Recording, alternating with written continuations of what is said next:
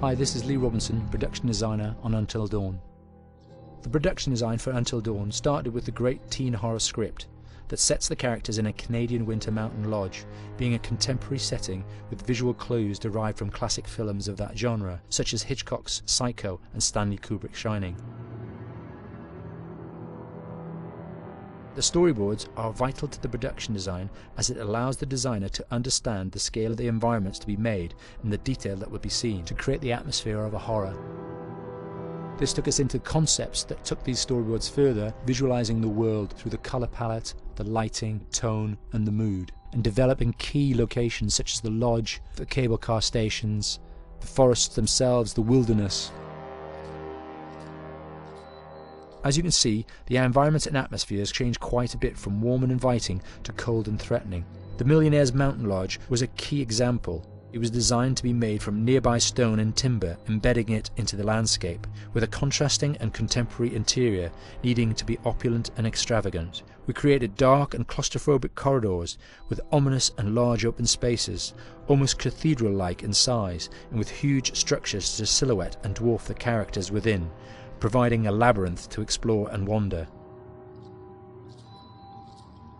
Each character was developed with a strong visual identity in mind, with contrasting colours, tones and silhouettes to identify them, each to have their own texture, pattern and shape, so that when they were lined up you could always identify them. The costume designs allowed a range of clothes that would suit them for the cold winter weather, but also have an element of style and individualism, so that the audience could look at them and relate, recognising themselves within them. A lady would like to cuddle up with her man by a nice cozy fire bathed in atmospheric mood lighting. Right. It'll get plenty toasty once we're rubbing up against each other. Mike. Yeah. Fire and mood lighting. Yes. Working with the lighting artists, we really brought the look and feel of the world together, and this required a thorough understanding of the visual language of teen horror. A key scene was where all the characters emerge out of the rear of the lodge chasing Hannah. A contrast is evident straight away from the exterior wilderness to the warmth of the lodge. The attention to character lighting here is through the bounce and rim lighting, accented colours and composition, creating characters that come from the dark into the light and back again with an emotional effect. Guys, there's someone outside. What the hell? Hannah! What's going on? Where's my sister going? It's fine. She just can't take a joke. It was just a prank, Han.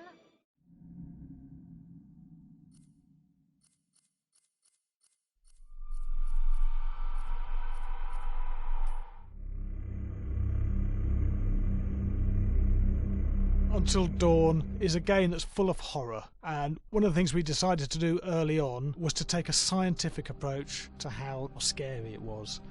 So we did experiments on people and we measured their response. We've created a test area. It's as close to a home setup as we can get it. We've recruited ordinary people to play the game and we've left them to play it on their own. You're turning the light off.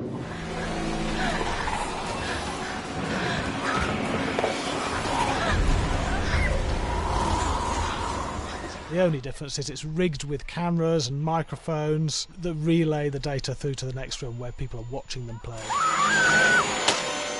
Bracelet here we use for biometric testing. It measures the player's emotional response. It's called a galvanic response sensor. It makes contact with the user's skin and it measures the electrical conductivity across their skin. It's the same principle as an old-fashioned lie detector. When you're stressed, you sweat a little, very sensitive, and picks up tiny changes if the player is feeling anxious or scared.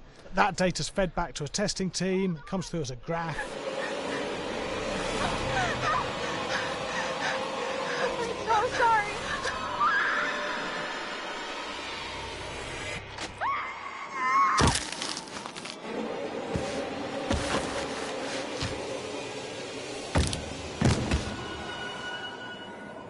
There's no point testing one or two people, you have to test a lot of people. Hey, watch your step.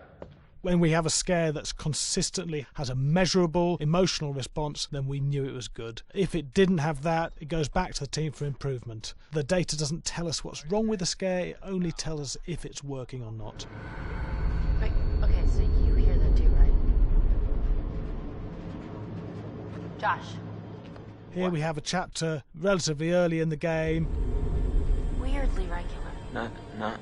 Nothing regular about it. We have to create tension and anxiety in the player so they are ready to receive the scare.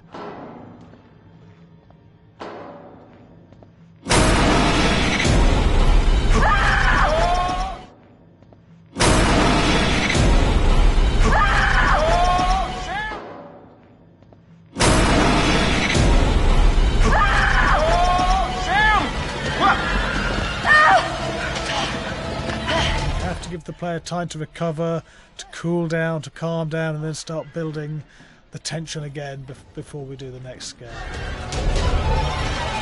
Hey. What? Hey. What the hell? Ooh, you just got mugged.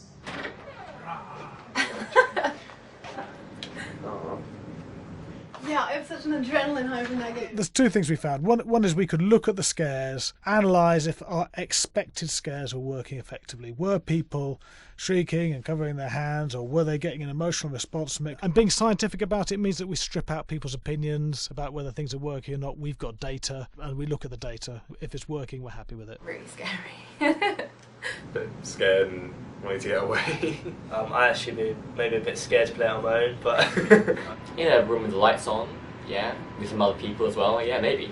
But because I'm a scaredy cat, I would play with someone in the room. And the lights on. It was one of the scariest games I've played in a long while.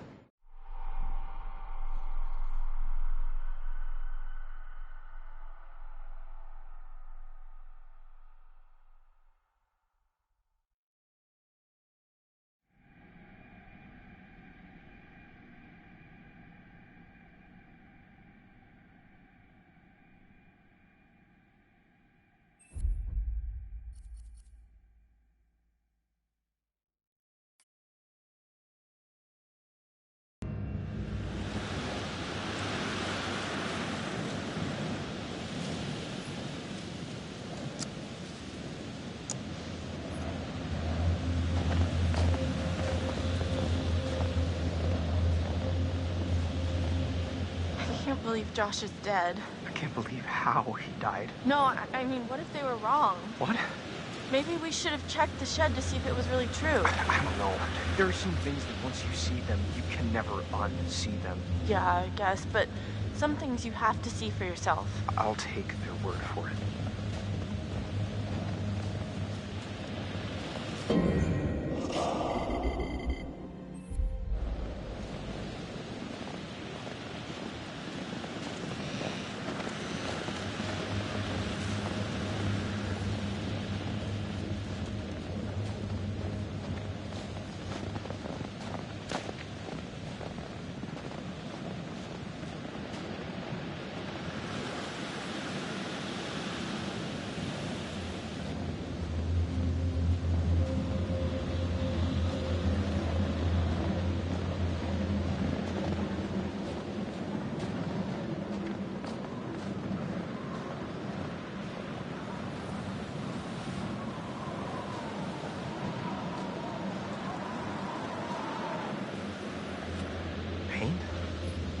It's still fresh.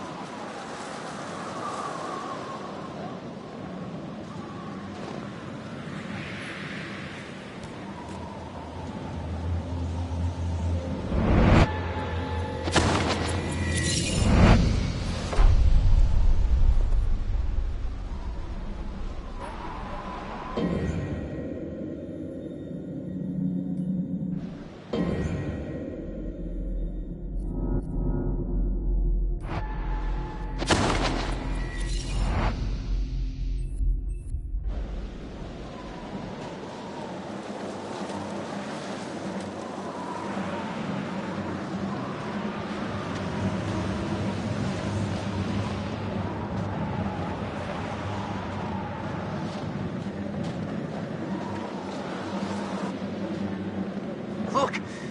An axe. I feel better with an axe.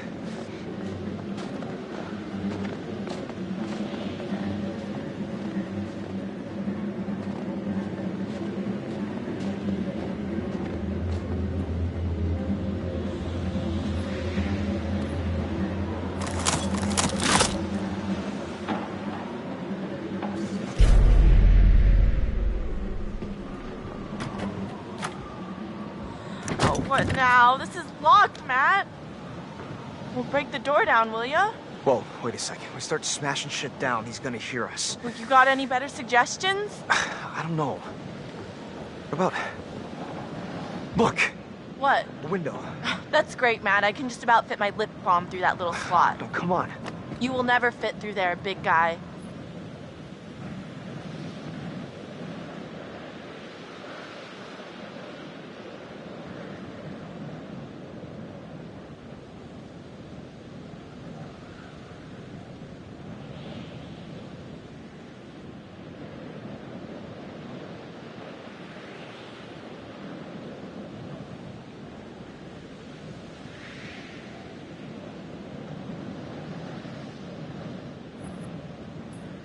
Okay, fine. Here goes. I'm gonna huff, and I'm gonna... Shh, just do it!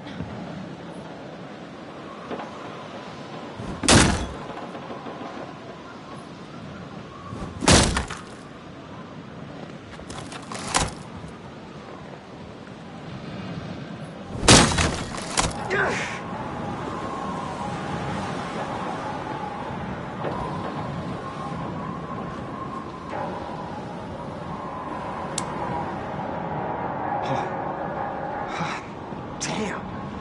What happened? This is crazy. We were here just a few hours ago. This must have just happened. What the fuck is going on? It's gotta be the guy, though. The one who got to Chris and Ash and Josh. He's gotta know this is the only way back. Don't say that. Look, the cable car's all the way out there. I mean, that's not far, right? You can jump it? I'm good, but not that good. Flattered, though. Well, Matt, if you can't jump that, what are we gonna do? I don't know. God, everything is like so busted up. I think they knew exactly what they were doing.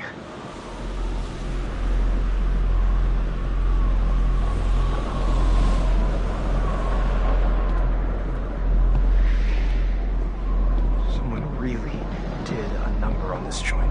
Such a mess. This place was barely in working condition before, and now...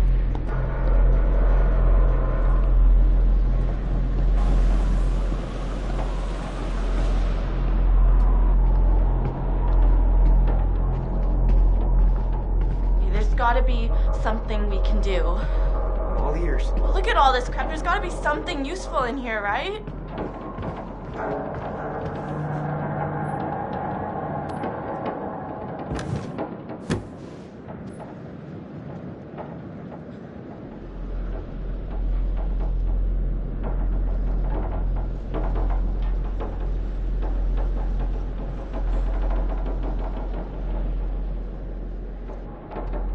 Hey, look! Fire tower. Hey, Magellan, maybe we should get the cable car working and take this show on the road, huh?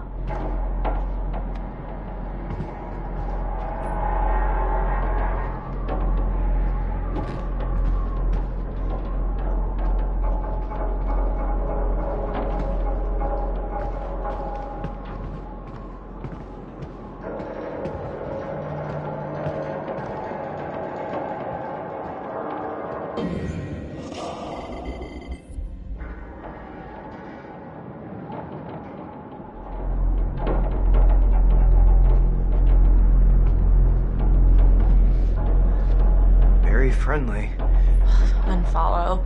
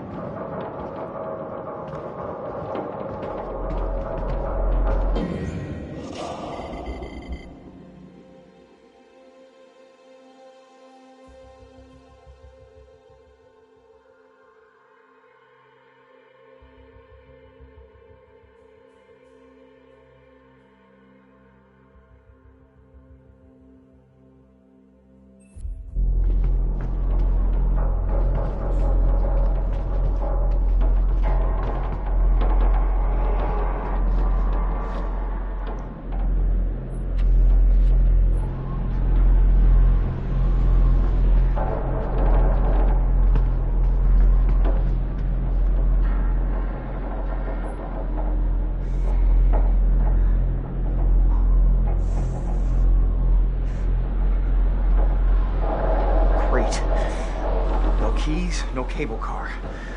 So, back to square one. What about the fire tower on the map you found? Well, I guess it's an option. Oh, maybe it has a radio or something. I mean, it would, wouldn't it? Probably, yeah. Matt, we gotta get to that radio.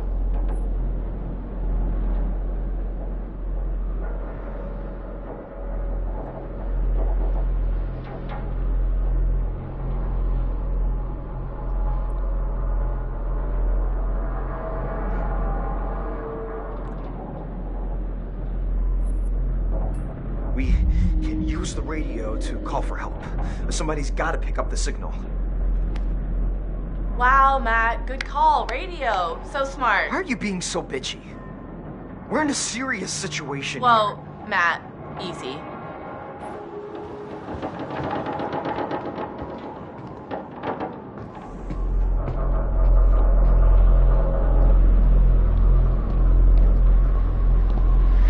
Oh, hold up.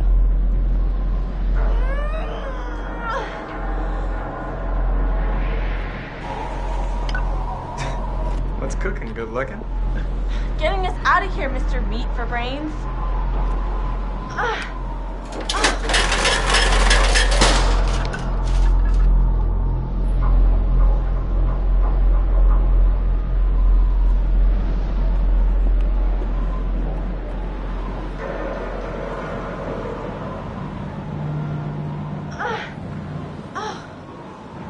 Look at this bad boy. You're coming with me, buddy. And just like magic, come on down. We can totally get out here this way.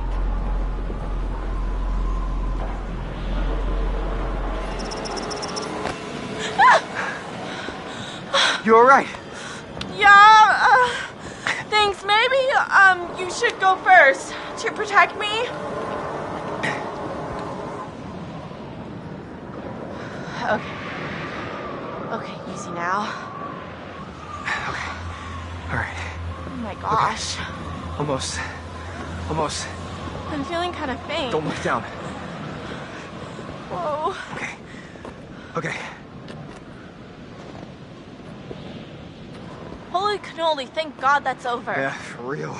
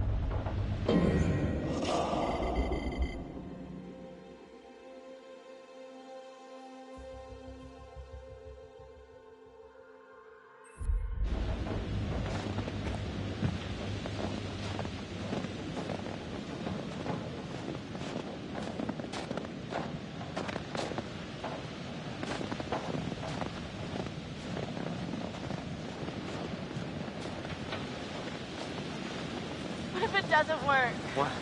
The radio. It'll work. But, okay, if it doesn't, we need a plan. Maybe we can just climb down. Climb down what? The mountain. Are you serious? What's the big deal? It's not like it's floating in the sky. It might as well be. It's pitch black out. Hey, hopefully we won't have to. You think the psychopath is just gonna give up and run away? No. But maybe we should find a safe spot. Hole up, wait it out. It'll be a lot easier to figure this all out in the morning. As long as we don't hide in the lodge, that's where he expects us to go.